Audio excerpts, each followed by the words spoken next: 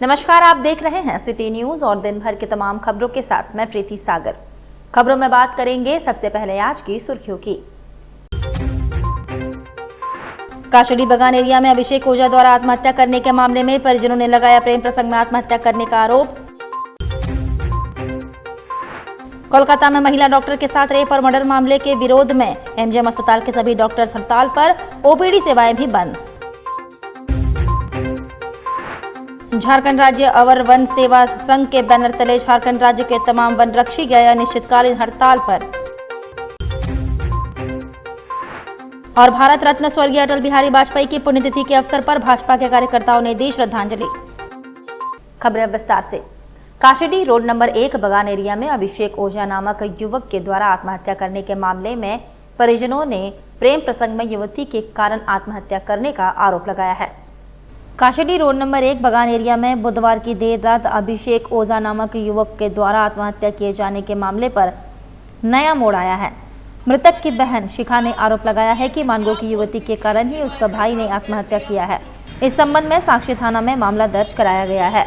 मेरा नाम शिखा है। मेरा नाम शिखा है। शिखा। हाँ, भाई का क्या नाम था? भाई का अभिषेक नाम है। अभिषेक। हाँ। क्या करता था भाई? वो पढ़ता भी था और साथ में काम भी करता था। कहाँ पढ़ाई करता था? एबीएम कॉलेज में। एबीएम कॉलेज में था। ग्रेजुएशन कर रहा था अभी और शाम में जोमेटो करता था। काम भी करता था। अपना काम उसी से पढ़ाई करता था, अपना उसी के लिए काम कर रहा था ताकि उसे अपना खर्चा खुद उठाता था। वो हम भी अपना जॉब करते हैं। मम्मी भी नहीं है, मेरा भी 2 साल। कितना उम्र है उसका? भाई का था? 21-22 साल का। अभी बर्थडे है 10 सितंबर को, 22 साल हो जाएगा। कितना तारीख को किया सुसाइड वो? 14 तारीख को किया। क्या लग रहा है आपको, क्या हुआ मामला वो लड़की के चक्कर में, क्या एक तो लड़की पता है, लड़की के चक्कर में फंसा हुआ था। कोई लड़की थी, उसको सब पता था कि ये उसको मेंटल टॉर्चर कर रही थी। इतना मेंटल टॉर्चर कर रही थी कि वो इस हद तक गुजर गया। बोलिए, उसको सब पता होगा कितना। लड़की का नाम जिया झा है। कहाँ की है वो लड़की? यहीं की है, जमशेदपुर की है। मानगो में रहती है। मानगो की लड़की है। आपका भाई से उसके कब से उससे बातचीत होता था? कितने दिनों से आपको मालूम था? बहुत टाइम हो गया है, काफ़ी टाइम से हो गया है। हम चैट्स देखे, उसको सब पता था। हर चीज़ वो जानती थी, जो बात हम नहीं जानते वो सब उसको पता था। उसका दिमाग में इतना उसको मेंटल टॉर्चर की कि वो इस हद तक गुजर गया। तो आप लोगों ने थाना में इसका शिकायत किया है? हाँ, इस मामले का थाना में शिकायत किए हैं। सब चीज उसी से जुड़ा हुआ है। कौन सा थाना? साक्षी थाना। लड़की के चक्कर में? लड़की को, और उसको कोई बहुत अच्छा सीधा साधा लड़का, तो मेरा कोई उसका लेन कोई खराब आदत उसमें नहीं। तो पता नहीं तो कैसे मिला लड़की से? कुछ मालूम चला था? आप लोग कब से था मिला?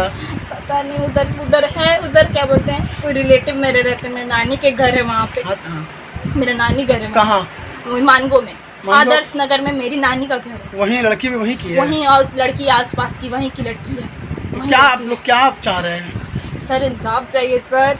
वो लड़की को, मेरा भाई को कोई गलती नहीं। वही उसका केस कगार भी स्टेज पे लेके आ गई कि उसको सब पता है कि वो ऐसा क्यों किया। हम गार्जियन हैं, हमें उसका सब कुछ है, मेरा वो सब। इधर कोलकाता में महिला डॉक्टर के साथ रेप और मर्डर मामले में देश भर के डॉक्टरों में आक्रोश है। एमजीएम अस्पताल के सभी डॉक्टर्स हड़ताल पर हैं। ओपीडी सेवाएं बंद, इमरजेंसी सेवा ठप करने की दी चेतावनी। कोलकाता में हुए महिला चिकित्सक की निर्मम हत्या और अस्पताल में तोड़फोड़ की घटना के बाद देश भर के चिकित्सकों में रोष व्याप्त है। डॉक्टर सुरक्षा को, मृत डॉक्टर को इंसाफ दिलाने की मांग को लेकर देश भर में प्रदर्शन कर रहे हैं, जिससे स्वास्थ्य सेवाएं प्रभावित होने लगी है। इधर जमशेदपुर में भी डॉक्टरों ने सरकार के खिलाफ आर पार की लड़ाई का ऐलान कर दिया है। कोल्हान के इकलौते सबसे बड़े मेडिकल कॉलेज अस्पताल एमजीएम अस्पताल परिसर में डॉक्टरों के सभी संगठनों ने एकजुट होकर कोलकाता की घटना पर आक्रोश जताते हुए अनिश्चितकालीन हड़ताल पर जाने का ऐलान कर दिया है। डॉक्टरों ने साफ कर दिया कि जब तक उन्हें सुरक्षा और मृत डॉक्टर के परिजनों को इंसाफ नहीं मिलता, वे काम पर वापस नहीं लौटेंगे। वहीं डॉक्टरों ने चेतावनी दी है कि यदि सरकार अब उनकी मांगों को नहीं मानती है तो इमरजेंसी सेवाओं को भी ठप कर दिया जाएगा। फिलहाल ओपीडी सेवाएं बंद है, इमरजेंसी सेवा जारी है। बता दें, बीते 12 अगस्त को पश्चिम बंगाल के राजधानी कोलकाता स्थित आरजीकर मेडिकल कॉलेज हॉस्पिटल में कॉन्फ्रेंस रूम में प्रशिक्षु महिला चिकित्सक की दुष्कर्म के बाद निर्मम हत्या कर दी गई थी। इतना ही नहीं, आरोपियों ने भीड़ का सहारा लेकर साक्ष्य मिटाने के उद्देश्य से अस्पताल में तोड़फोड़ की घटना को भी अंजाम दिया। बताया जाता है कि मामले में कोलकाता हाई कोर्ट ने संज्ञान लेते हुए सीबीआई जांच के आदेश दिए। उसके बाद से ही देश भर के डॉक्टर में आक्रोश व्याप्त है। मेरा नाम डॉक्टर बॉबी है। मैं ये बोलना चाहती हूँ कि फ़ीमेल कैंडिडेट इधर वो डॉक्टर प्रोफेशन में या कोई भी प्रोफेशन में हो, उसको एटलीस्ट इतना तो मतलब सेफ्टी फील होना चाहिए कि मैं जहाँ भी काम कर रही हूँ निश्चिंत होकर काम करूँ। उसके बाद इतने घटने की इतने ऑलमोस्ट 1 वीक हो चुका है, अभी तक कुछ भी नहीं पता चल रहा है। अब पता चल भी रहा है तो उसको दूसरे मोड़ पे लेके जाने की कोशिश की जा रही है। तो ये सरकार से यही मांग है कि आपको हर एक जगह मतलब हम लोग से आपको कुछ फ़ायदा दिखता नहीं है, वोट बैंक आप हम लोग को समझते नहीं है। तो मतलब अपना जांच आप कर क्या रहे हैं, मुझे तो यही समझ में नहीं आता है कि अभी तक ये सिंपल सा एक छोटा सा जगह पे घटना हुआ जहाँ बहुत जल्दी बहुत कुछ किया जा सकता था, लेकिन ये लोग आराम से सो रहे हैं और हम लोग बस अपना काम करें। डॉक्टर्स के प्रति आम जनता का तो कोई लगाव है ही नहीं। बस ये लोग को हम लोग इलाज करें, फ्री में इलाज करें, 24 घंटा इलाज करें, बेटर है। हम लोग के साथ कुछ भी हो तो इन लोग को किसी को कोई फ़र्क नहीं पड़ता है। तो हम लोग को हम डॉक्टर्स यूनाइटेड हैं, ठीक है, और हम लोग बस जस्टिस चाहते हैं और फीमेल्स सेफ्टी को लेकर थोड़ा आग्रह है कि थोड़ा सेफ्टी बढ़ाएं। देखिए, अभी तो पूरे भारतवर्ष में जो डॉक्टर ममिता के साथ जो इतनी बड़ी घटना हुई है, पूरे भारतवर्ष में शोक दिवस मनना चाहिए उस दिन को। और उस बच्ची के साथ जो 2nd ईयर की छात्रा थी, टीबीएन टेस्ट एक डिपार्टमेंट होता है हम लोग का, मेडिसिन डिपार्टमेंट में होता है, उसमें वो 2nd ईयर की छात्री थी आरजीकर मेडिकल कॉलेज में, जहाँ पे उनके साथ जो 9 तारीख की रात में 3 से 6 बजे के बीच में उनके साथ बहुत विभत्स तरीके से रेप हुआ, फिर मर्डर किया गया और बहुत ही जघन्य अपराध तरह का बोला जाए। उसमें वहाँ की जो आनंद कानून में जो भी सरकार है, ममता बनर्जी गवर्नमेंट है, उन्होंने एक संजय राय के कल्पित को पकड़ लिया ब्लूटूथ बेसिस पे, जो था कि कल्पित पकड़ लिया गया है। उसके बाद जो भी है हम लोग भी सभी ठीक है, कल्पित पकड़ा गया है। बात पता चला कि जो ऑटोप्सी हुआ जो भी हुआ तो उसमें पता चला कि सेमाइनल फ्लूइड जो है अराउंड 150 ग्राम के अराउंड आया उसको। वो मल्टीपल इन्वॉल्वमेंट था, गैंग रेप समझिए आप, बहुत बड़ा बात हुआ जो मल्टीपल लोग इन्वॉल्व होकर रेप सब मर्डर किया गया। उसके बाद भी हम लोग जो है पूरे कैंडल मार्च कर रहे हैं। वेस्ट बंगाल डॉक्टर के पूरे सपोर्ट में थे, रिम्स ऑलरेडी पहले से बंद था और भी मेडिकल कॉलेज जो है CIP सब बंद किए हुए थे। लेकिन हम लोग आज से इसलिए स्ट्राइक पे जा रहे हैं, OPD बंद किए हुए हैं और झारखंड के सभी मेडिकल कॉलेज OPD बंद किए हुए हैं। पूरे झारखंड की OPD जो है मेडिकल कॉलेज में सभी जगह बंद है। और साथ में हम लोग जो इमरजेंसी सेवा चालू किए हुए हैं, पब्लिक से ही बात किए हैं, पब्लिक से कन्वर्सेशन किए हैं, पब्लिक में हम लोग का बात समझ रहे हैं। इतनी बड़ी घटना हुई महिला के साथ, ये बहुत बड़ी बात है। यह निश्चितकालीन धरना और साथ में हम लोग का इसलिए ये किया है स्ट्राइक में भी कि 14 अगस्त की रात में जब 15 अगस्त आने वाला है, आज़ादी दिवस मना रहा है, उस रात में 3 से 4 हज़ार पब्लिक आके और आरजीकर मेडिकल कॉलेज का जो हॉस्टल है, वो जहाँ लड़कियाँ हैं लड़के हैं, घेर के उसको तोड़ फोड़ किया गया, जहाँ पे घटना हुई उसको तोड़ा गया। और बताइए तब हम लोग को ये आक्रोश आया कि जहाँ की गवर्नमेंट जो है खुद महिला है और महिला जो है वो ममता बनर्जी हैं, ऊपर से वो CM है, होम मिनिस्ट्री देखती हैं, हेल्थ मिनिस्ट्री देखती हैं, उनके राज में से घटना हुई और खासकर महिला का तो क्या किया जाए। मांग क्या करते हैं आप लोग? हम लोग का एक सिंपल सा मांग है, सेंट्रल प्रोटेक्शन एक्ट जो है वो आना चाहिए। साथ में जो महिला जो डॉक्टर है चाहे कहीं भी हो, और ये जो जितनी भी घटना हुई है अविलंब जो जितने भी कल्पित इन्वॉल्वमेंट है सभी को जल्द से जल्द कैपिटल पनिशमेंट दिया जाए। और साथ में जो भी जितने हॉस्पिटल हैं वहाँ पे एक सेफ इन्वायरमेंट दिया जाए, जो महिला डॉक्टर अपने को सेफ फील करके इलाज करें। यही हम लोग कड़ी से कड़ी कार्रवाई की मांग कर रहे हैं, तुरंत कार्रवाई की मांग कर रहे हैं। आपका नाम बताइए? Doctor Raghavendra, MAGRDN state. इधर झारखंड राज्य अवर वन सेवा संघ के बैनर तले झारखंड राज्य के तमाम वनरक्षी शुक्रवार से अनिश्चितकालीन हड़ताल पर चले गए हैं। इन्होंने झारखंड सरकार द्वारा विगत दिनों झारखंड राज्य अवर वन क्षेत्र कर्मी संवर्ग नियमावली 2014 में अस्तिकारी संशोधन को वापस लिए जाने की मांग को लेकर राज्य भर में यह आंदोलन छेड़ा है। जमशेदपुर में भी जिले भर के वनरक्षियों ने सिंहभूम RCCF कार्यालय परिसर में ही अनिश्चितकालीन धरना शुरू कर दिया। संघ के संयुक्त मंत्री उमेश सिंह ने कहा कि राज्य भर के 1700 वनरक्षी हड़ताल सह धरने पर है। इन्होंने कहा कि वर्ष 2014 में बने नियमावली के तहत सबकी बहाली 2017 में हुई थी और इसमें नियम था कि पदोन्नति के तहत प्रधान वनरक्षी एवं वनपाल के पद पर 100% अधिकार वनरक्षियों का था, लेकिन अब ये नए नियमावली के तहत इसे 100% से घटाकर 50% कर दिए हैं और 50% हिस्से पर सीधे बाहर से बहाली ली जाएगी और इसी का विरोध तमाम वनरक्षी कर रहे हैं। इन्होंने स्पष्ट रूप से कहा कि जब तक इनकी मांग पूरी नहीं हो जाती तब तक इनका आंदोलन जारी रहेगा। 14 में वन क्षेत्र जितने भी संवर्ग के वनरक्षी हैं उनकी नियुक्ति 2014 में एक नियमावली बनी थी, जिसके तहत 2017 में हुई थी, जिसमें पदोन्नति का पद 2 था। पहला पदोन्नति प्रधान वनरक्षी, दूसरा पदोन्नति वनपाल का था और दोनों में 100% पदोन्नति के से भरे जाने वाला पद था। किंतु अभी 2024 में हमारे वर्तमान सरकार द्वारा उसमें संशोधन करते हुए 50% वनपाल की सीधी भर्ती के लिए नई नियमावली बना दी गई है, जो कि पूर्णतः हम सभी वनरक्षियों के भविष्य से खिलवाड़ है और ये अहितकारी है। कोई भी नियमावली जब बनता है तो वह उस नियमावली से जुड़े हुए सभी कर्मचारियों के हित के लिए बनता है। अगर उसमें संशोधन भी होता है तो हितकारी होना चाहिए। ये संशोधन पूरी तरह से हमारे सभी वनरक्षी भाइयों के साथ अहितकर और उनके फ्यूचर से या भविष्य से खिलवाड़ है। जबकि बताना चाहेंगे कि हमारे वर्तमान जो सरकार है, इनके द्वारा ही यह नियमावली को लाया गया था पूर्व में, तो फिर ऐसी क्या परिस्थिति आई है कि इसमें संशोधन किया जा रहा है, जबकि कई वर्षों से हमारे कई वनरक्षी बंधुगण प्रभारी वनपाल के पद पर बिना आर्थिक लाभ के अपनी सेवा दे रहे हैं। ऐसे में बाहरी वनपाल लाना भी सीधी भर्ती से पूर्णतः तानाशाही रवैया है, जिसके खिलाफ पूरे राज्य के वनरक्षी झारखंड राज्य आवर वन सेवा संघ के नेतृत्व में अनिश्चितकालीन धरना प्रदर्शन पर हैं और ये तब तक चलेगा जब तक कि हमारी मांगें पूरी नहीं हो जाती। वहीं इस मामले में सिंहभूम RCCF स्मिता पंकज ने कहा कि इनकी मांगों से संबंधित मांग पत्र को राज्य सरकार के पास भेजा जा रहा है।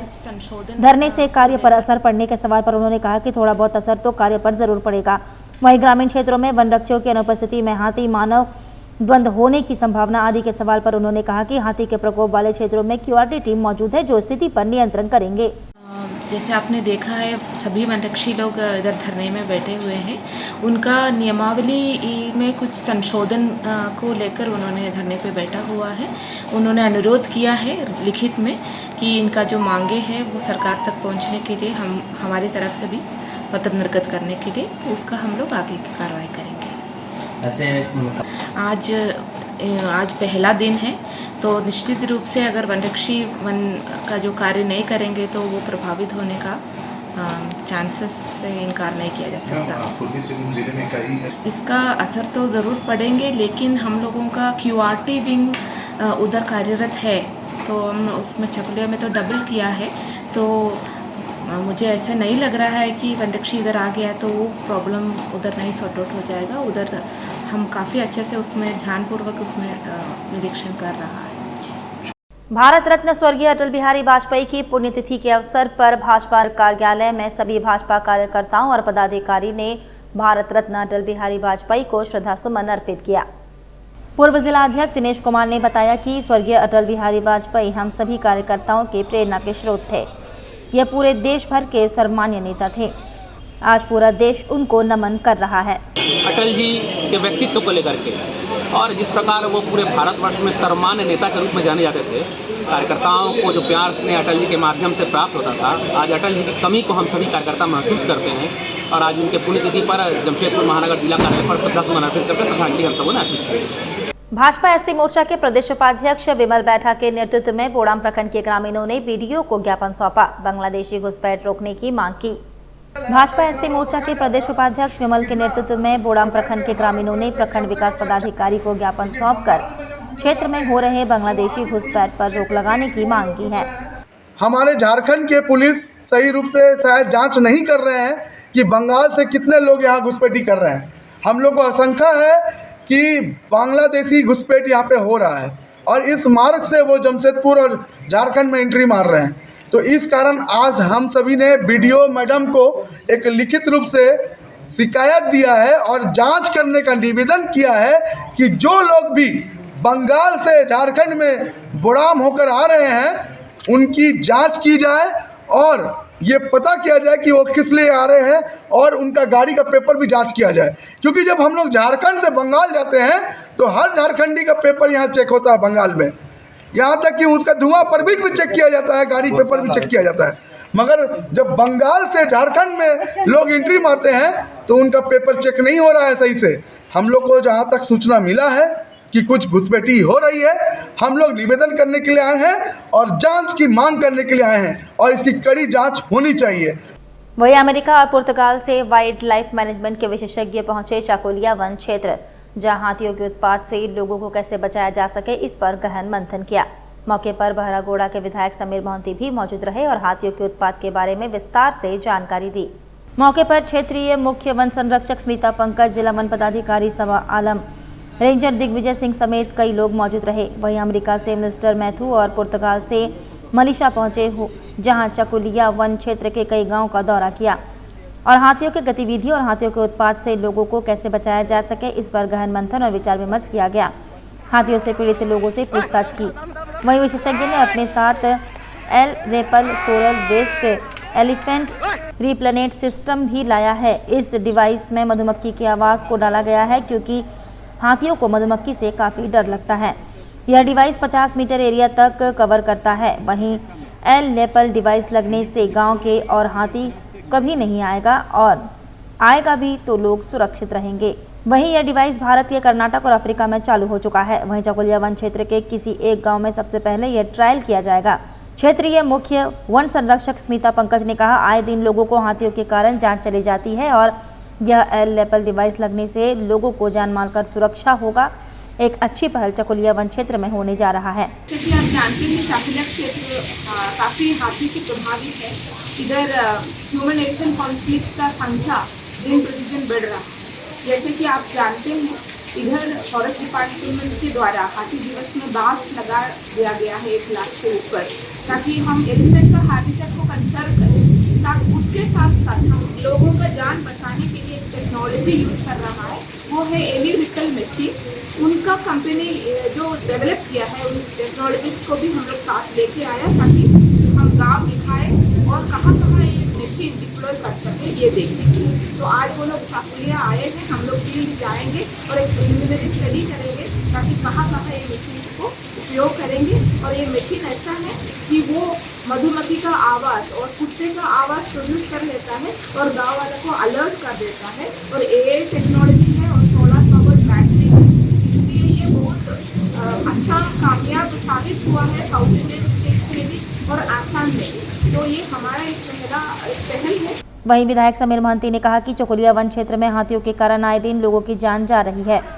यहाँ के लोग काफ़ी परेशान हैं। हम लोग चाहते हैं कि जंगल में रहने वाले जानवर और लोग दोनों सुरक्षित रहें। हम एक बार नहीं कई बार विधानसभा में सवाल को उठाने का काम किए कि भाई हाथी से हम अपना क्षेत्र के लोगों को जान मारकर रक्षा कैसे करेंगे। और आपको पता होगा पिछले दिन जो हमारा मानसून सत्र था, इसमें भी हम गैर सरकारी संकल्प हम इस आवाज़ को उठाने का काम किया और मंत्री जी ने बात की कि 10 से 15 दिन के अंदर हम सेक्रेटरी PCCF DFO सारे विभाग को लेकर बात करेंगे। और ये जो आज टीम को भेजे इनका भी सूचना दिए कि हम एक टीम को भेजा। हमको लगता है कि बहुत हद तक यहाँ से हमको मुक्ति मिल सकता है। जो बात हम किए डिस्कस किए, कई बार हम रंजन साहब से विषय पर भी बात की थी क्योंकि हमको भी कुछ लोग बोला था।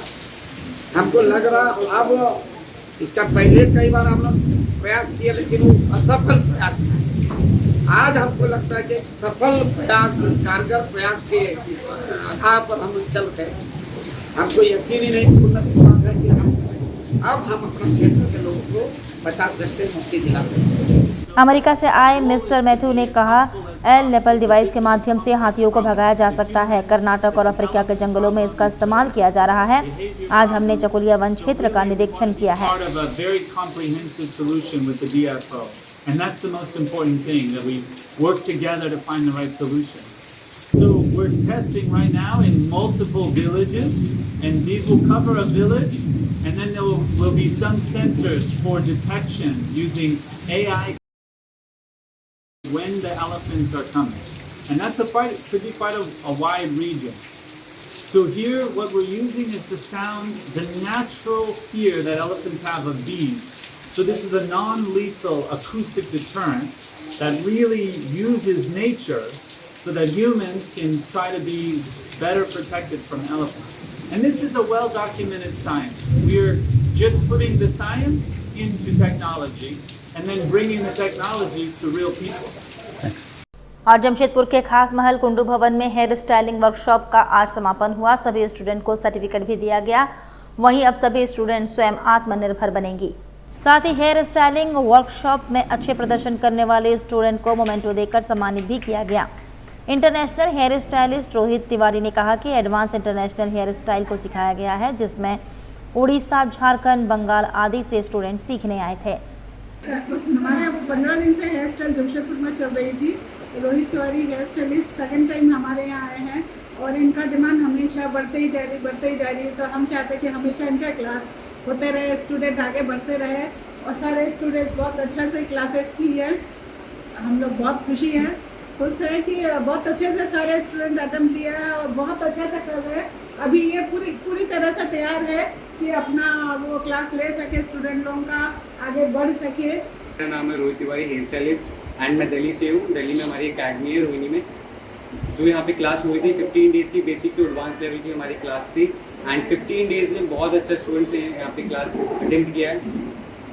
इंटरनेशनल सर्टिफिकेट सभी स्टूडेंट्स को प्रोवाइड हुआ है। 15 डेज़ में हमने इनको इंटरनेशनल हेयर स्टाइल सिखाए हैं, Russian techniques, Italian techniques and Indian texture में उसको कैसे कन्वर्ट कर सकते हैं, हमने सिखाई है। वक्त तो चला है अब एक छोटे से ब्रेक का। ब्रेक के बाद खबरें और भी है, तब तक के लिए देखते रहिए सिटी न्यूज। बेरोजगार युवाओं के लिए रोजगार का अवसर लेकर आया है हिंद ITI। गांव और शहर के युवाओं के लिए एक सुनहरा मौका। युवा अपना भविष्य खुद बदल सकते हैं हिंद ITI के साथ। जी हाँ, हिंद इंडस्ट्रियल टेक्निकल इंस्टीट्यूट में आए और देश विदेश में नौकरी करने का अवसर पाएं। यहाँ पर आपको electrical, fitter, mechanical, industrial safety, HVAC, BMS, mobile crane, welding और भी कई तरह की टेक्निकल कोर्सेज कराए जाते हैं। संस्थान के डायरेक्टर डॉक्टर ताहिर हुसैन पिछले 15 सालों से हिंद ITI के द्वारा बेरोजगार युवाओं को शिक्षा देकर उन्हें अच्छी प्लेसमेंट देश विदेश में उपलब्ध करा रहे हैं। हमारा नाम रोहित कुमार है। हमारा घर बिहार हुआ। बिहार से हम जमशेदपुर हिंद ITI के नाम सुनकर यहाँ पे आए। सर यहाँ पे बहुत अच्छे से थ्योरी करवाते हैं, प्रैक्टिकल करवाते हैं, प्लांट विजिट करवाते हैं। यहाँ पे बहुत सारे बच्चे को प्लेसमेंट करवा दिए हैं। ओमान हो गया, सऊदी हो गया, कतर हो गया। इसके लिए हम भी यहाँ पे आए हैं कि हम भी जाकर विदेश नौकरी करेंगे, अपना घर परिवार को चलाएंगे, इसलिए हम यहाँ पे पढ़ने के लिए चले आए। अगर आप भी अपने भविष्य को लेकर है परेशान तो जल्द पहुँचे हिंद ITI। आपका और आपके परिवार का सुनहरा भविष्य आपके हाथ में है। हिंद ITI में जो है वो जमशेदपुर टाटा नगर झारखंड में है और यहाँ से डिफरेंट टाइप के ट्रेड का कोर्सेज कराते हैं जो स्किल डेवलपमेंट का है, जिसमें electrical, fitter, mechanical, HVAC, quality controller, different निबोस, IGC वगैरह का कोर्सेज होती है। यहाँ हम लोग थ्योरी प्रैक्टिकल के बाद प्लांट विजिट कराते हैं। उसके बाद फिर क्या होता है कि बच्चे लोग को प्लेसमेंट देते हैं। अब प्लेसमेंट जो है डिफरेंट टाइप के टीचर्स है, अच्छा थ्योरी प्रैक्टिकल कराते हैं और यहाँ हज़ारों बच्चे को प्लेसमेंट हो चुका है, क्योंकि हम लोग का ज़्यादा फोकस होती है प्लेसमेंट कराने का। और यहाँ जो हम लोग का टारगेट है कि स्किल ज़्यादा से ज़्यादा हो, इंडस्ट्रियल एरिया में ज़्यादा से ज़्यादा बच्चे जाएं और ज़्यादा से ज़्यादा रोजगार जो है पाए बच्चे। हमारा पता है निशा apartment, Jawahar Nagar road number 17, Mango, Jamshedpur. हमारा कॉन्टेक्ट नंबर है 9234721984। जमशेदपुर के धतकड़ी में अब एक ही छत के नीचे आपको मिलेंगे आपके जरूरत के सारे सामान। FMS मार्ट आपके लिए लाया है रीजनेबल प्राइस पर बेस्ट क्वालिटी के प्रोडक्ट्स। हमारे यहाँ आपको ग्रोसरी आइटम्स, प्रीमियम क्वालिटी के dry fruits, baby care products, school and office stationery, बच्चों के लिए toys, ladies and kids footwear, garments, makeup accessories, artificial jewellery, सभी ब्रांड्स के cosmetics products, utensils and other household items are available. तो FMS smart में आज ही shopping करें फॉर मैक्सिमम डिस्काउंट। स्क्रीन पर दिए बारकोड को स्कैन कर आप हमारा ऐप डाउनलोड कर सकते हैं। अच्छे डिस्काउंट के साथ घर बैठे ऑर्डर करें और फ्री होम डिलीवरी पाएं। साथ ही यहाँ इजी रिटर्न और एक्सचेंज फैसिलिटी भी आपको दी जाती है। हमारा पता है FMS supermarket, straight mile road, A block, Dhatkidih, Jamshedpur. हमारा फोन नंबर है 9263170053।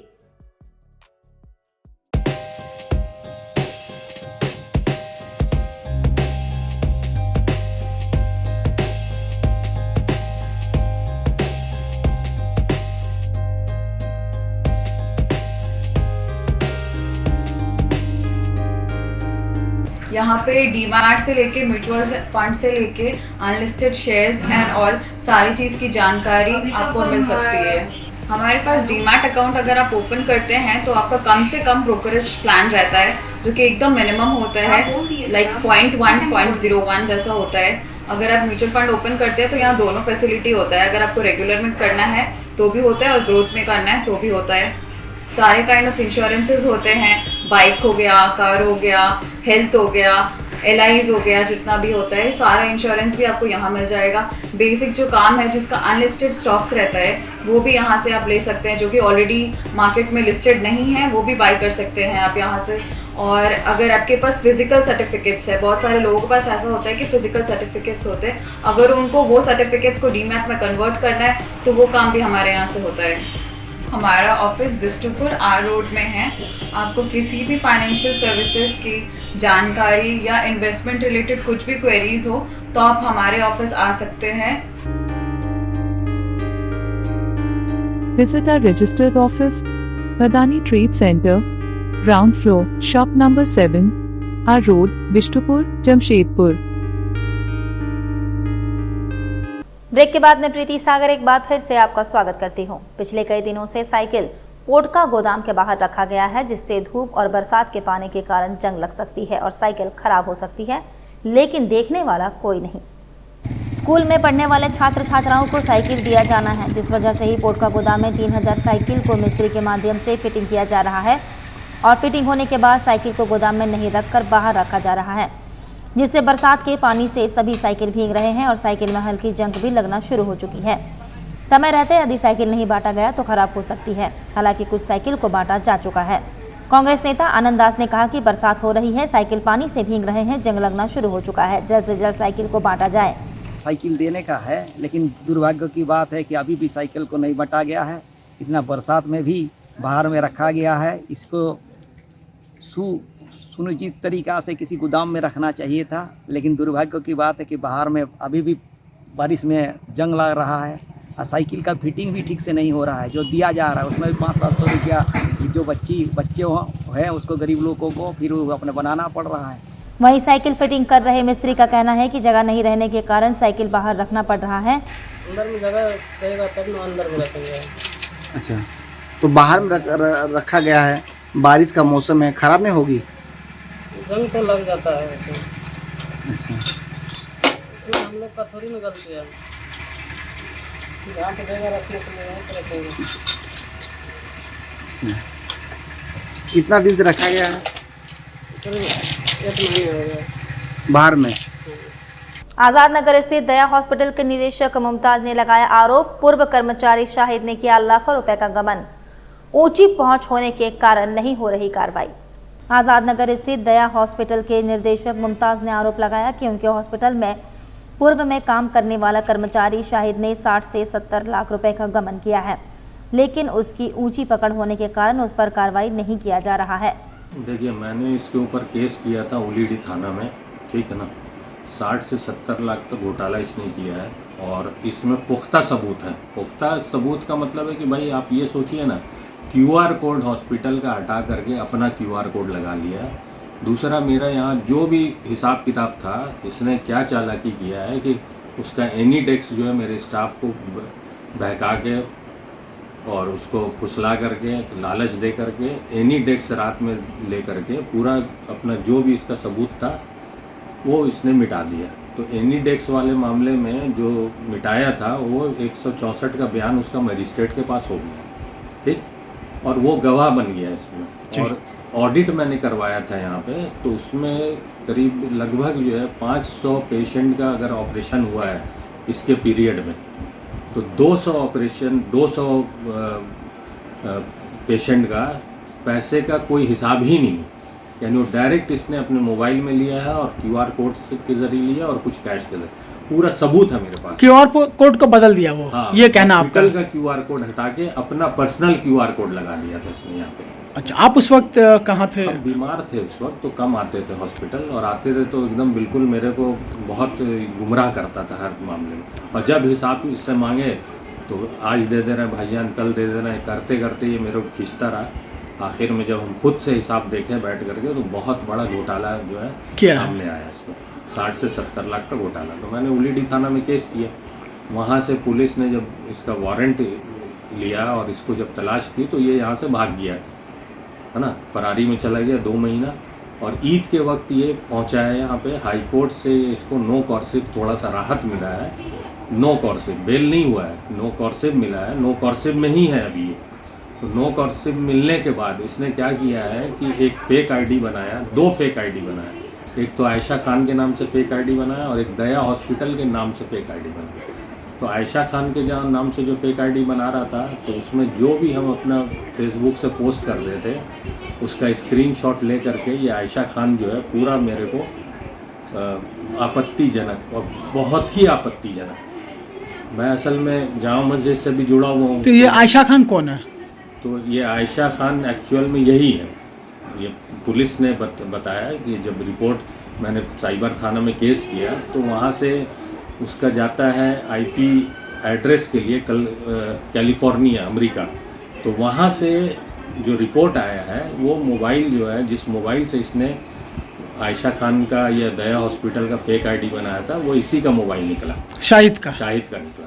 तो इसका पूरा डिटेल उसमें आ गया कि भाई फादर नेम, एड्रेस सब कुछ आ गया। तब पुलिस ने वारंट इशू करवाया वहाँ से कोर्ट से और इसको अरेस्ट करके पुलिस जो है लेकर के।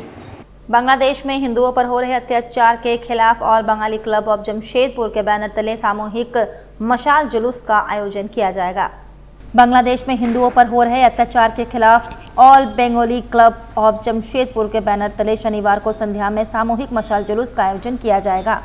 17 अगस्त 2024 दिन शनिवार शाम 6 बजे साक्षी नेताजी सुभाष मैदान, जिसे आम बागान मैदान भी कहते हैं, वहाँ से एक मशाल जुलूस, बृहद मशाल जुलूस यहाँ से निकलेगी और ये बंगाल क्लब होते हुए साक्षी गोल चक्कर पे हमारा वहाँ सभा होगी और फिर वहाँ से रिटर्न होकर बंगाल क्लब में आ जाएगा। इस मशाल जुलूस या विरोध प्रदर्शन का आज क्यों जरूरत पड़ा कि जमशेदपुर के जितना भी बांग्ला भाषी क्लब्स हैं, संगठन तो बहुत सारे हैं लेकिन बांग्ला भाषी क्लब हम लोग जो एक माइंडेड है, एक विचारधारा के, वो सारे लोग एक साथ एक मंच पे आके all Bengali clubs of Jamshedpur का बैनर तले हम लोग इस कार्यक्रम को कर रहे हैं।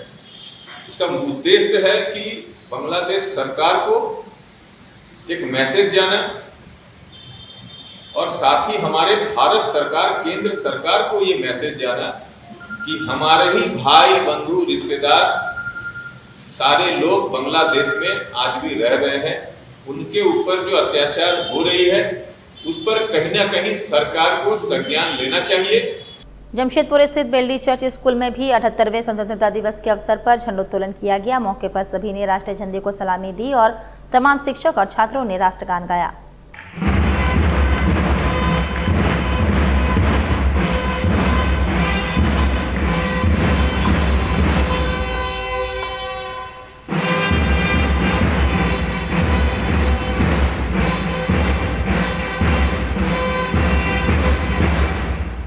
जमशेदपुर के मानगो स्थित हिंद ITI में स्वतंत्रता दिवस समारोह का आयोजन किया गया। इस दौरान आजाद नगर थाना प्रभारी ने झंडोत्तोलन किया। छात्रों में जबरदस्त उत्साह का माहौल देखने को मिला। इस अवसर पर जवाहर नगर से चेपा पुल तक पूरा मोहल्ला जय हिंद, भारत माता की जय एवं वंदे मातरम के नारों से गूंज उठा। कार्यक्रम की शुरुआत गीतों के साथ हुई। इस अवसर पर छात्रों ने अपने गीतों, भाषण आदि प्रस्तुतियों के माध्यम से सभी को भाव विभोर कर दिया। आजाद नगर थाना के जनरल सेक्रेटरी मुख्तार आलम, मंजर अमीन, गुरुचरण, हाजी आफ्ताब, मौलाना यूसुफ सहित अन्य शिक्षक और मैनेजमेंट के सभी सदस्य भी मौजूद रहे। इस मौके पर हिंदी ITI के डायरेक्टर डॉक्टर ताहिर हुसैन ने कहा कि हमें सदैव उन देशभक्तों को सम्मान देना चाहिए तथा राष्ट्र ध्वज की रक्षा के लिए शिक्षा दे। इस मौके पर संस्था के छात्रों ने सांस्कृतिक कार्यक्रमों और रैली के माध्यम से जागरूकता का संदेश दिया। चलते चलते एक बार फिर से नजर डालेंगे अब तक की सुर्खियों पर। काशड़ी बगान एरिया में अभिषेक ओझा द्वारा आत्महत्या करने के मामले में परिजनों ने लगाया प्रेम प्रसंग में आत्महत्या करने का आरोप। कोलकाता में महिला डॉक्टर के साथ रेप और मर्डर मामले के विरोध में MGM अस्पताल के सभी डॉक्टर्स हड़ताल पर, OPD सेवाएं भी बंद। झारखंड राज्य अवर वन सेवा संघ के बैनर तले झारखंड राज्य के तमाम वनरक्षी गए अनिश्चितकालीन हड़ताल पर। और भारत रत्न स्वर्गीय अटल बिहारी वाजपेयी की पुण्यतिथि के अवसर पर भाजपा के कार्यकर्ताओं ने दी श्रद्धांजलि। और अभी के लिए बस इतना ही। कल फिर मिलेंगे कुछ अन्य खबरों के साथ। तब तक के लिए दीजिए सिटी न्यूज की पूरी टीम को इजाजत। नमस्कार।